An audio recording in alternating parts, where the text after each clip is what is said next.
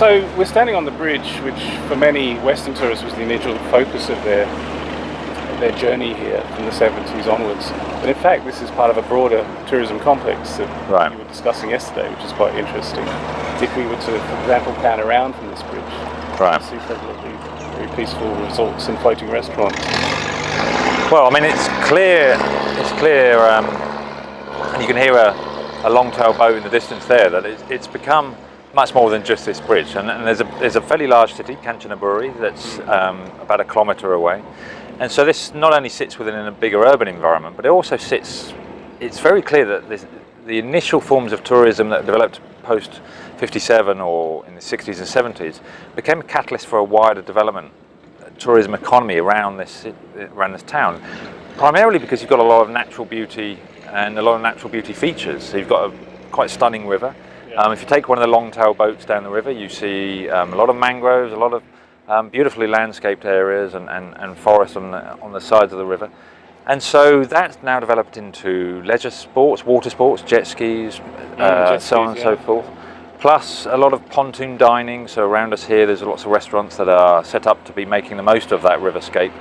And then also it's just obviously for food and so being 2.5 to 3 hours from Bangkok, it works as a really good tourism destination for domestic tourists, I think. And it's cool. And it's cool, exactly. Yeah. So being on the water, taking evening karaoke, floating pontoon barges, it's all part of the leisure experience for Bangkokers coming out here in the weekend. And I think that's somewhat eclipsed the whole sense of the original tourism industry. And that's what we're seeing over and over, is that now when you, particularly again in the same way as we thought about Hiroshima, there are ways in which you learn about this through academic writing, through popular media, whether it's TV documentaries by National Geographic and so on and so forth, where this supposedly still has a strong solemnity to it. It still has an aura around it. Certainly not on Sunday. Exactly. That narrow academic lens is very interesting, and I want to say something just a bit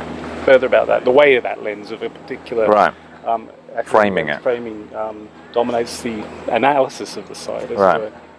When I came here, I was reading a lot about the commodification of the death railway. The souvenir shops, the fact that this death railway has become the centrepiece of this town. What I'm seeing in the souvenir shops is what we were saying when we first arrived here. This is actually about vintage steam train heritage, industrial heritage, and there's a real nostalgia. There's a real war is actually played down. Absolutely, and it's played down partly because there isn't that conscious memory of the construction process that led to this bridge. So it's I mean, certainly across Asia, the heritage industry has moved on from monuments and antiquities into 20th century industrial sites. So you're seeing that in cafes, in restaurants, the way warehouses are being renovated. And so that I think we're seeing that here. We're seeing the power of Asian tourism, in fact the meaning of this site. And the maturing of a heritage industry. More Asian tourism, more tourists than we have Western tourists. And we almost like this is now catering to their interests, to their historical consciousness, whatever that means. I think it's about this is a great photo set. This is about taking selfies, and we've seen getting close to the dozens and dozens of families and big groups and individuals spending a long period photographing themselves on this bridge. And as I say, I think that industrial architecture is something that's really moving across quite powerfully in terms of the ways in which shaping creative economies in Asia. It's part of the vintage culture of being young, hip, chic, so on and so forth.